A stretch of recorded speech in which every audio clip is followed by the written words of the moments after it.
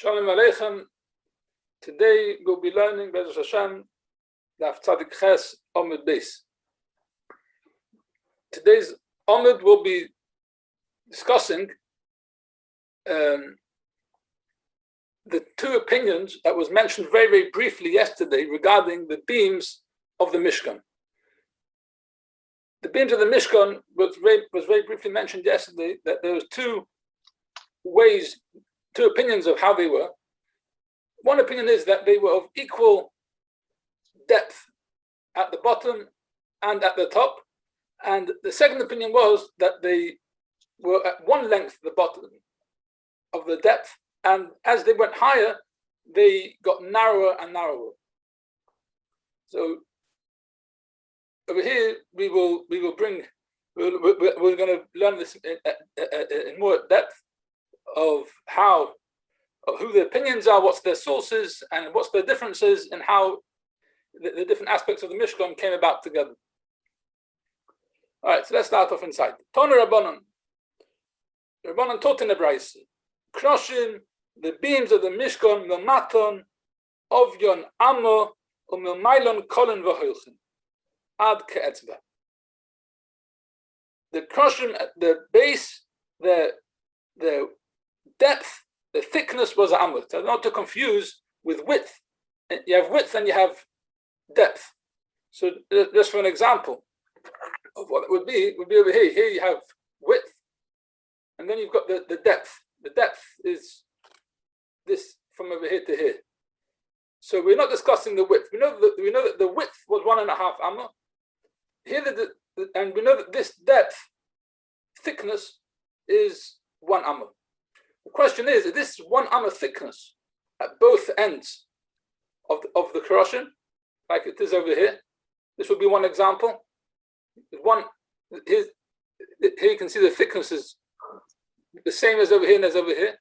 Or do we say no, that maybe it got narrower as it went to the top? And an example of that would be over here. You can see this piece over here. So here it starts off at the bottom, starting off at one thickness. As it gets to the top, it gets thinner. It slants over here. So this would be a good example of the opinion who holds how the beams were. So it starts off.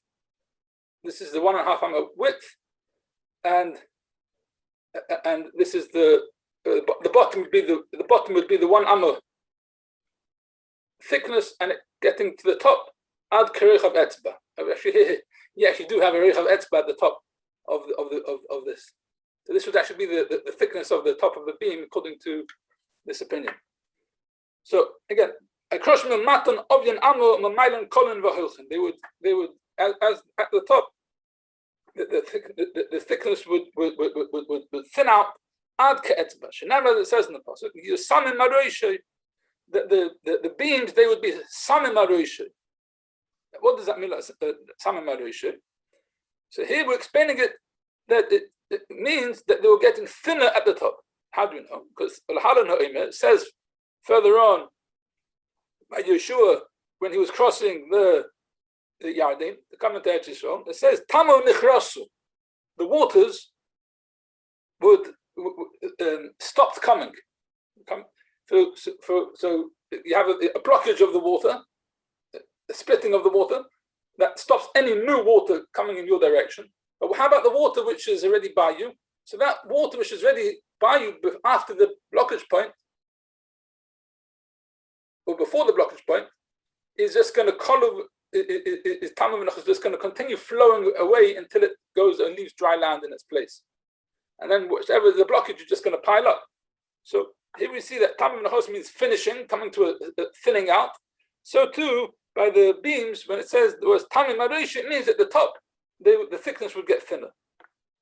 This is the opinion of Rabbi Yehuda.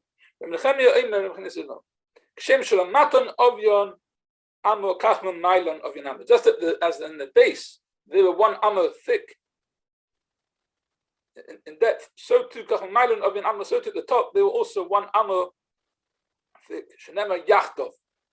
It says they were together. Together meaning that they were equal. They were equal throughout the whole length of the beam, and it typical example that would be just like this piece over here. It's the same as over here as over here. Okay. Now, for the Gemara, Samim, but it says in the pasuk has Samim.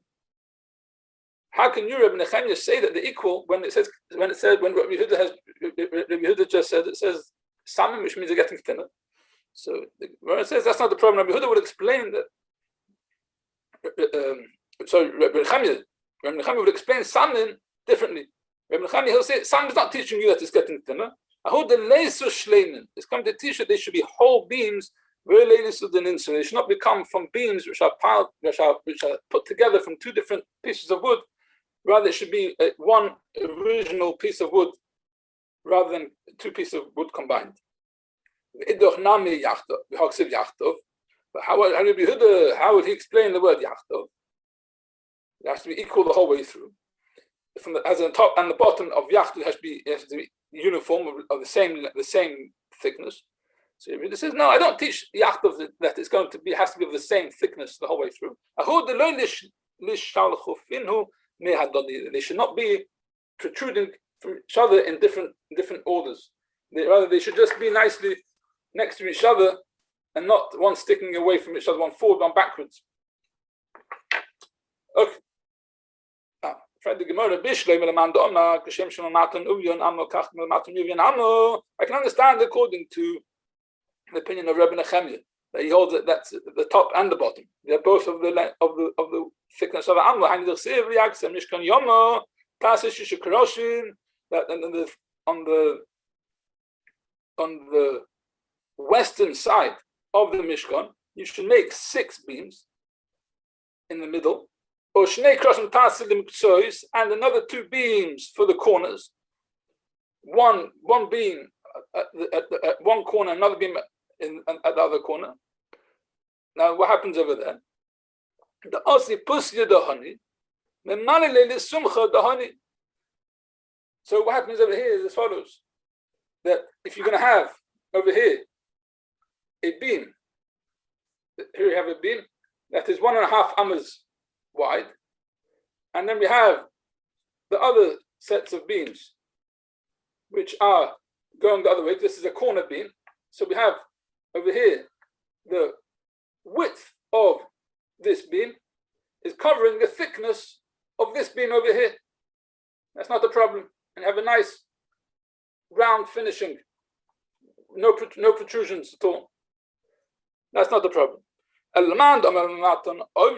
according to the opinion which is Rabbi Yehuda, that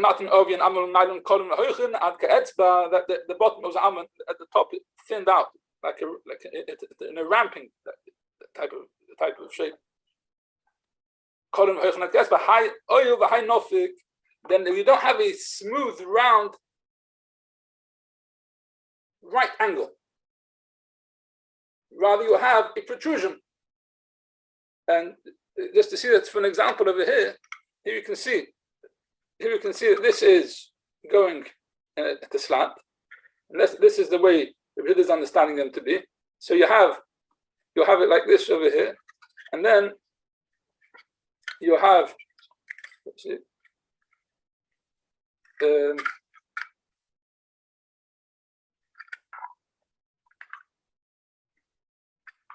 we are, like this.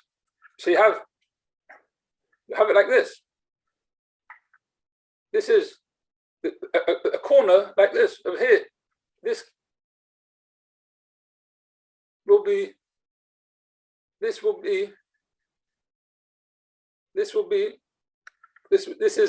is protruding over here. This is protruding over here because this is going inwards, and therefore this area over here is sticking out of it. They're not nicely filed together with each other. So that would be the difficulty, according to Rabbi Yehuda, that he says that I hold that they're indeed thinning out at the top, but they still have to be in uniform one touching with each other without any in or out, one protruding, one going forward, one going backwards. If you're going to say that they are, as if you were going to say that they are going narrow at the top, when it comes to that corner angle, you're not going to have a nice, smooth, bending corner. So it's a bit difficult to demonstrate it here, but this is a similarity to how it would look. So the Gemara says it's not a problem. The shafi lahu kiturin. So what they would do is to make it that it would bend in nicely. They would carve out this edge over here as well, like a mountain.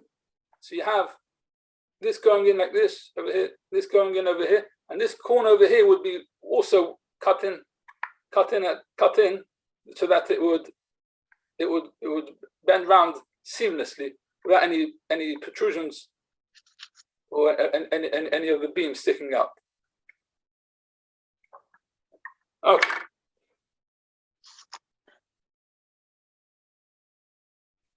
So that is the first piece in regarding to this two opinions of how the beams were. If they were one amud at the top and at the bottom, or they thinned out at the top.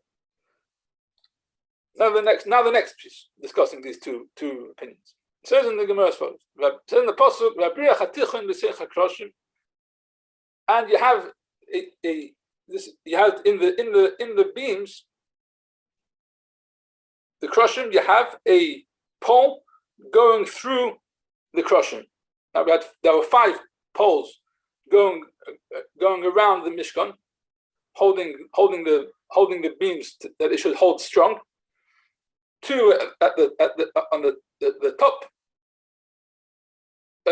part of the beam of the crushing, 2 at the bottom, and then you had another beam going through the middle of the crushing, called the Briach HaTichon. And this was not on the outside, but it went through the middle of the beams.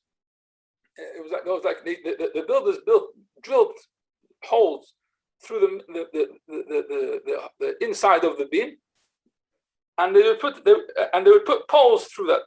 They got one pole through that, or the Briach HaTichon, and that was done in the Brackman. That was benes hayomi. That was there through a nest, because there was only one beam that went around all the 3 walls of the Mishkan. How can you push a beam to go through all 3 walls?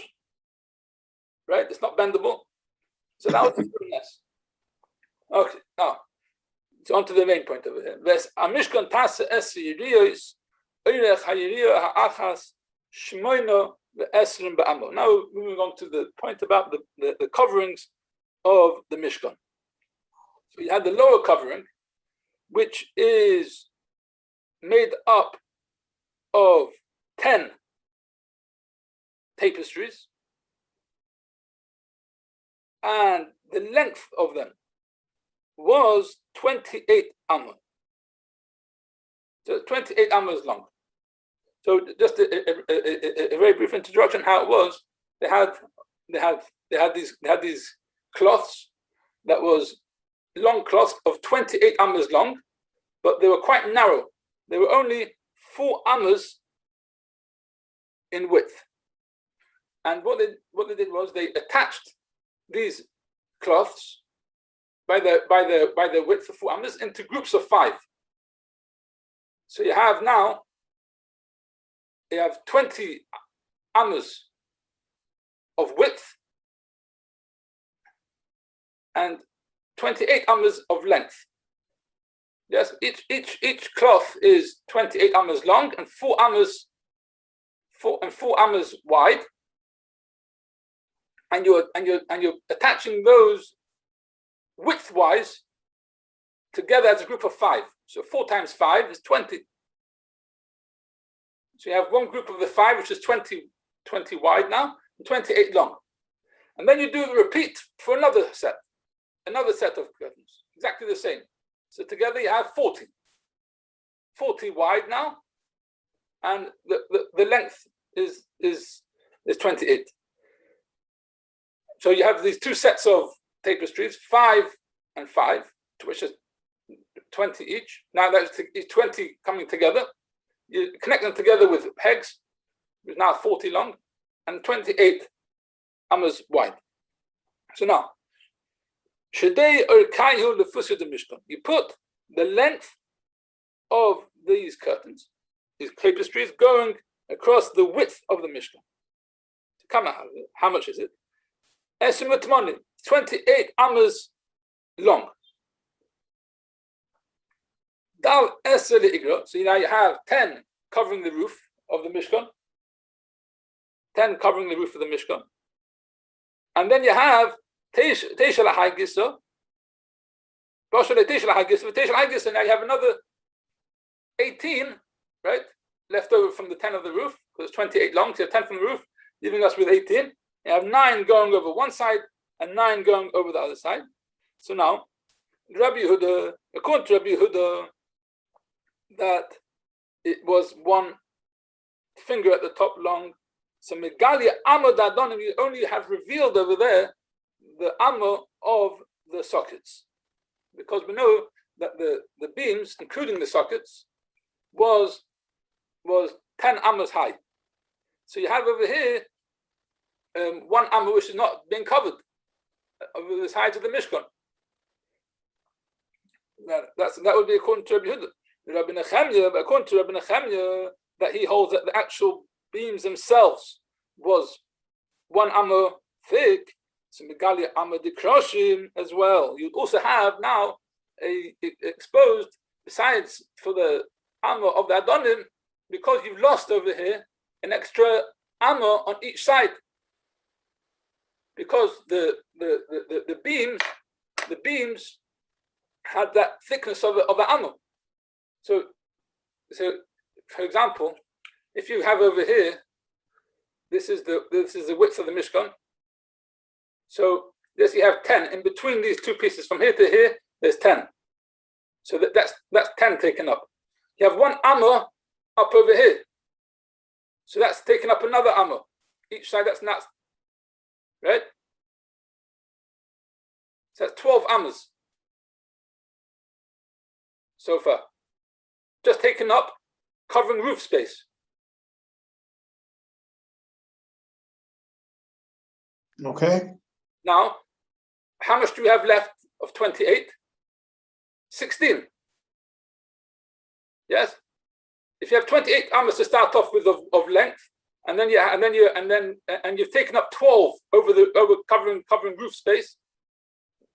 So you have now, you have 16 left, 8 for this side, 8 for this side.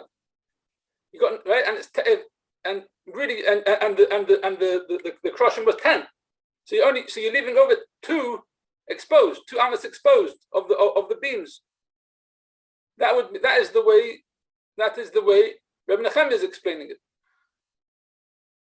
So because the actual roof space is taking up this extra amma of space over here. Well, if you're to go according to Rabbi Yehuda, you're saving yourself this extra 2 ammas of roof space, because this is not an amma. This is actually just a finger breadth, which is not considered anything really. So you only could take into consideration the 10, which is in between, right?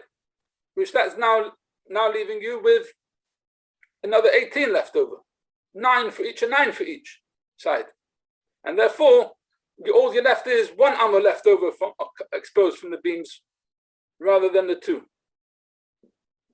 ammas. In other words, according to Rabbi Yehuda, you've saved yourself an extra 2 ammas, which to be spread out over the length.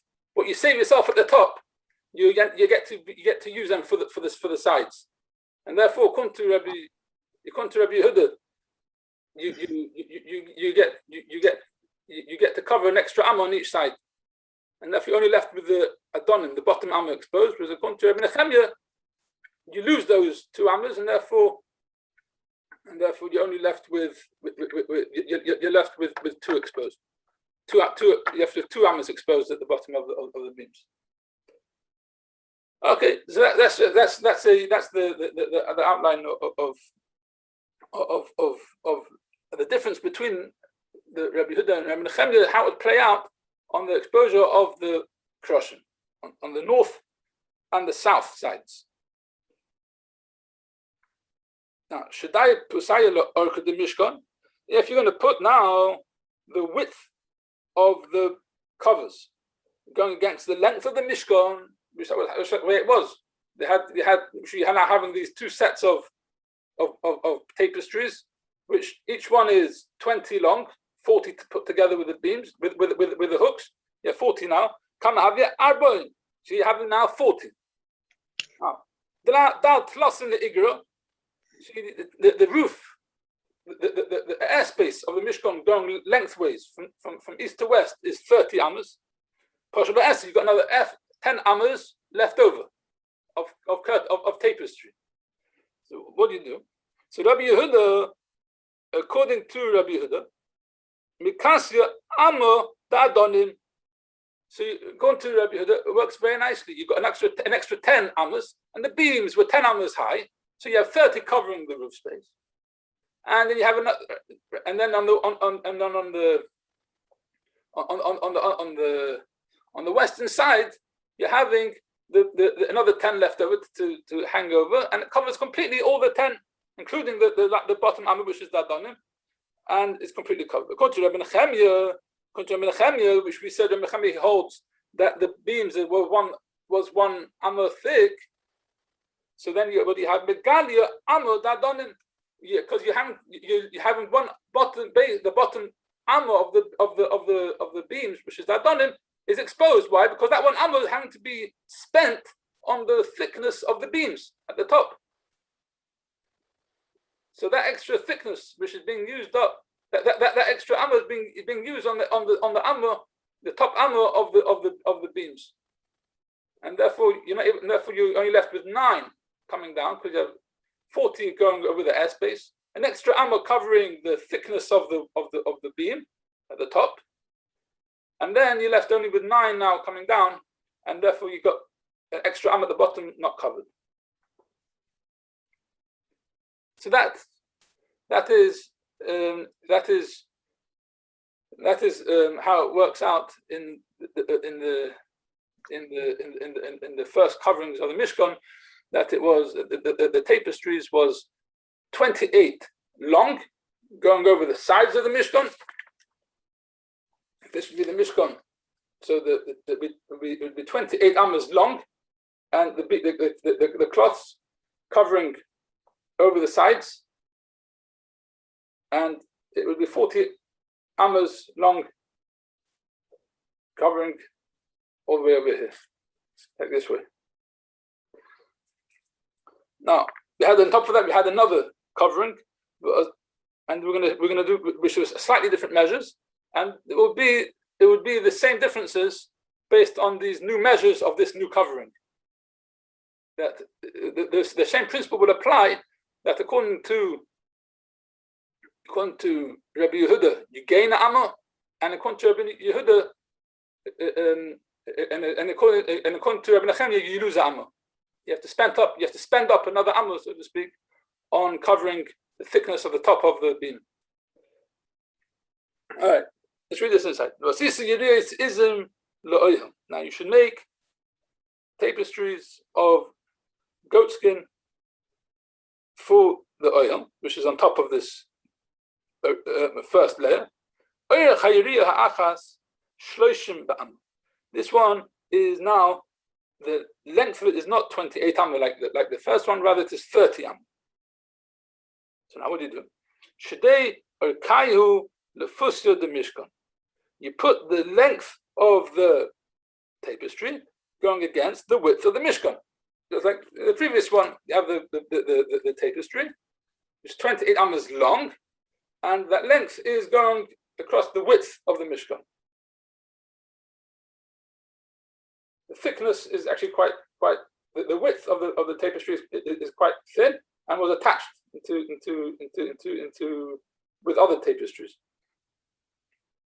So here you have the length is going against the width of the mishkan. How long was it? 30. So again, you have 10 covering this the roof. So now you have Pashalu Eser Lahagisa Eser Lahagisa. So you have now another 10 for each side. So now Rabbi Yehuda works perfect. Mikasi Amud Adonim is covering completely down to the floor, because we know that from the floor to the top of this beam is 10 amas high. So it's completely covered, including the bottom amma of the Adonim. Right? 10 over here, 10 down here, and 10 at the other side, completely covered. But according to Rabbi Nechemia, he will hold that Nigalia Amma Adonim, having one amma exposed of the bottom amma of the crushing is revealed. Why? Because you're having over here 10 at the top, but you have to not just 10, you have to use up another amma covering the thickness, the top of the beam. So that's 11, that's 12. Yes. So now you're left with 18. 18 that we're left to spend of this. 9 here, 9 on the other side. 9 leaves you with one extra amma exposed. So according to that, the bottom of the beam, which is the Adonim, will be revealed. And indeed, this we learned, I guess, in the Brisa.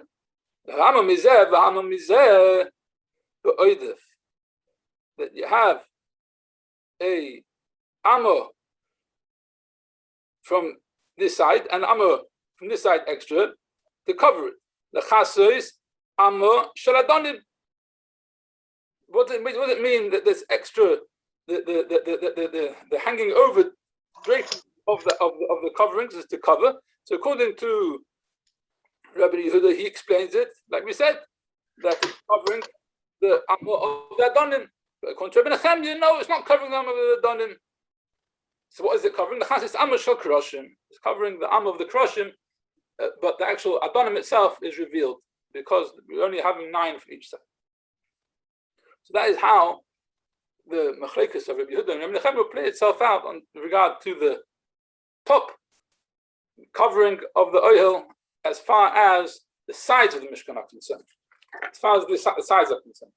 Now we're going to work out how this machlekes, Rabbi Yehuda and Rabbi Nechemia, will play itself out regarding to the coverings on the top, the upper covering on the length of the Mishkan.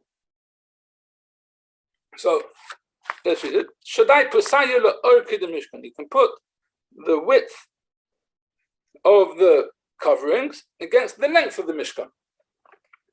Right? So you're having now the coverings going against the length. How much was it? Arba and Arba, 44 amos. Unlike the lower covering, which is 40 amos, this one is 44. So what do you have now? Dal tlos in igra. You have 30 for the roof. Pashaluhu arba srei. So now you have left over 14. Dal tati lechaflo. So now you're using 2 for the draping over, which is on the eastern side. When you'd come into the Mishkan, you would have coming down through the entrance as you're walking in, the curtain, the tapestry would drape down 2 amas coming down. Now, so we used up 30 for the roof, plus 2 for the draping over at the eastern side of the entrance, which had no beams at all. So now we'll let Pashalo. So how do you know that there's 2 draping down on the eastern side? Right? Now we have Pashlu Tatis. Now you have an extra 12 amas left. So Rabbi Yehuda, I can understand very well according to Rabbi Yehuda, Haina Dirsiv Chatzi Hayiriya Haidefes Tisrach. That it says that the tapestry, which is covering over, should tisrach, it should drape over the back of the Mishkan, which that means that it should drape over, well over the other ones. So, how much is it draping over? Another 2 amas. It's draping over another 2 amas. Hello. According to Rabbi Nechemia, my tisrach, which tisrach is having this? How you're having it draping over here? It's not draping 2 amas. It's only draping 1 amma because we're having the thickness of the beams, which is at the back of the Mishkan on the western side, taking up an extra amma, which is now leaving us with only 11 ammas. So it says that's not the problem. Because tisach mechavrisaho, indeed, it's not completely draping over back by 2 ammas, but it is still draping more than the lower one, the lower coverings, and it's which is covering it just exactly, and this is covering it 1 extra amma, and therefore draping behind it, draping over it onto the floor 1 amma. So therefore, even according to Rabbi Nechemia, we will still have the concept here of tisrach.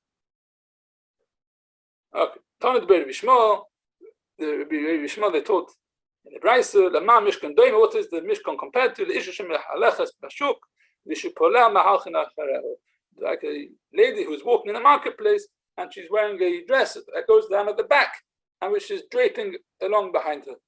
And that's the way it would look like at the back of the Mishkan on the western side, that both according to Rabbi Yehuda and Rabbi Nechemia, you have an extra amount of the tapestry which is draping on the floor. So, to summarize, we're having this machlekes of Rabbi Yehuda and Rabbi Nechemia, how the beams were they of the same thickness at the bottom and at the top, or were they at one thickness at the bottom but they thinned out at the top? And dependent on that, we will work out how the corner beams on the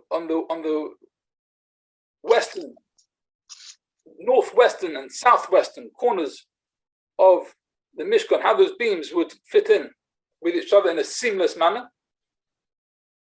That according to Rabbi Nechemia, it's not a problem. How? Whereas according to Rabbi Yehuda, we have to explain that they were carved into like mountain shapes, as they narrowed out at the top, and therefore they would have to fit in seamlessly. They had to carve them in a very special way. They would sit at angles with each other in a seamless manner. That would be one difference between the two. And then we worked out the differences, how they would play it out on the 2 coverings of the Mishkan, the lower covering and the top covering, and each one, how they would be different on the north and south sides of the Mishkan and on the west side of the Mishkan.